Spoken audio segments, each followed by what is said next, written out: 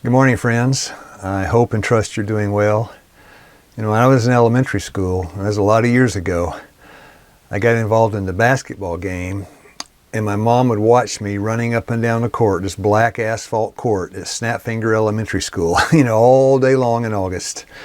Hot days in the summer, back and forth I'd go. But when I came home, I wouldn't wash the dishes. I wouldn't make up my bed. My mother wondered why I would do that all day long, come home and not do any housework. She couldn't really understand. The thing with making the bed up and washing the dishes, it didn't have the thrill and excitement of beating somebody. Dear friends, I love to beat somebody, to win. And I got that education there on the basketball court in elementary school. I played chess, I played checkers, I played card games, and I played all sorts of board games. Those didn't have any, you may beat the other person, but it never had any lasting effect either. Only helping people, I think, has a lasting effect. My dear friends, I want to go to a place where nobody is striving to win. People are striving to help you finish the race. Quite a few years ago, I was in Beijing, China. There was a meeting. I think I was there 5 days, but the meeting only occupied one morning. So 5 days, my food was for every meal granola. Granola with this soy milk powder I would stir up. But I just really got bored. And finally I just one day turned the TV on. There were a lot of channels, but nothing in English. It was National Geographic Channel, but not English. Discovery Channel, but not English. And so I was flipping around and I found two channels that were in English. One was MTV.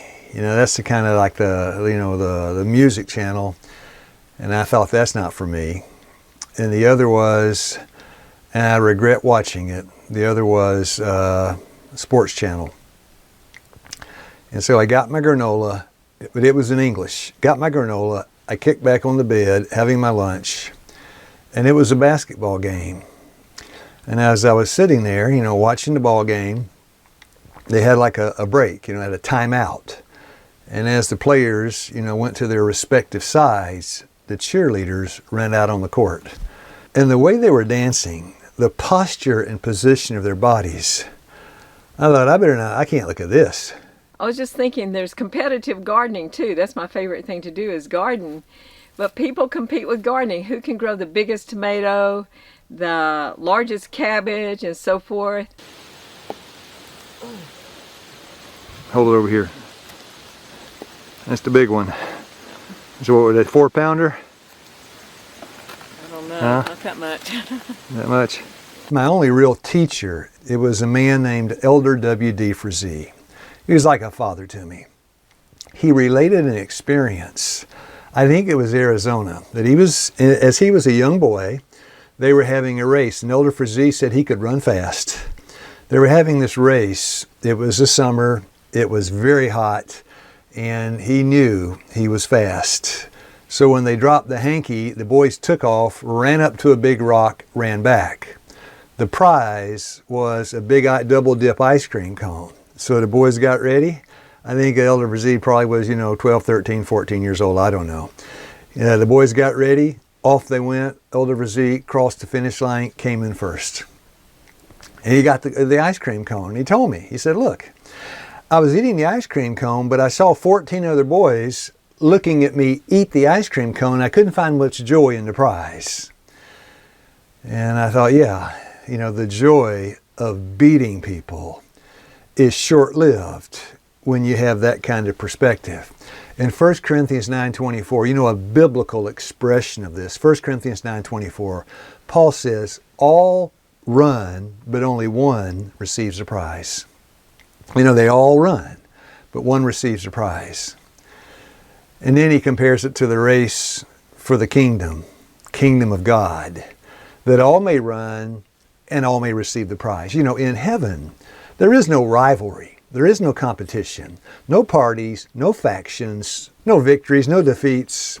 God has a place, a purpose, and a plan for each one. And to be in that place and run the race, you can win the crown, and everybody can win. And I was on a softball team occasionally when I was in high school. We usually didn't win, but I was thinking that it never made me feel very good with these competitions. Even if you won, I don't know, there was some stress about it, and it was never enough. You wanted to win the next one. And so the one that you just won was passed. Now, most of the time we didn't win, my softball team or me, on anything. There's almost a Darwinian quality about the NFL. Webster wanted to prove to the world that he was going to be the toughest. And he did anything that he possibly could to do that. Webster's Sunday afternoons were spent on the line of scrimmage. Brutal territory known as the pit. He had the violence in him. He could explode into the player. Every play was a fight. Webster's favorite weapon was his head.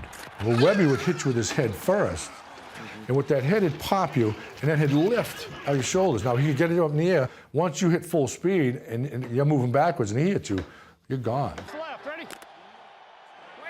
When he would fire off the ball, he's coming to block me. And if I'm not ready for him, he's going to pancake me. He's going to hurt me. Hall of Fame linebacker for the New York Giants, Harry Carson, went to war with Mike Webster. And so I have to meet force with force. All of my power is coming from my big rear end and my big thighs into my forearm, and I hit him in the face. I have to stun him, get my hands on him, throw him off when I see where the ball is going. And when I hit him in the face, his head is going back. He's going forward, but all of a sudden his head is going back and his brain is hitting up against the inside of his skull.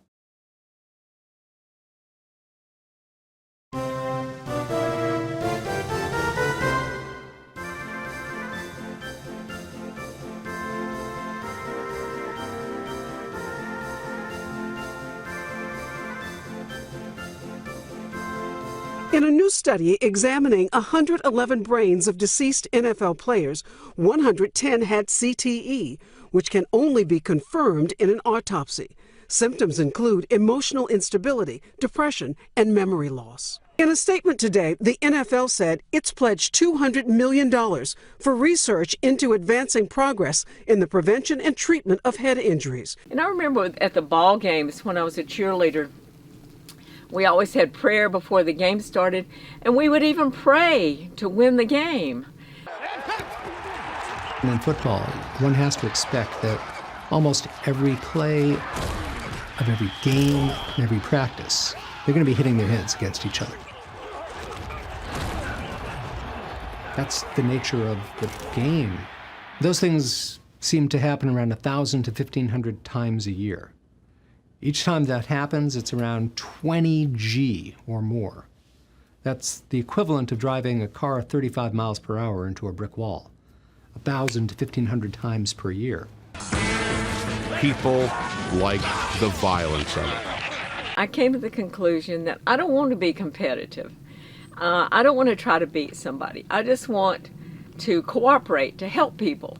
And I found that's kind of a lasting good feeling, whereas the competition isn't. So dear friends, may God bless you today, and may He help you to find a peace that passes understanding.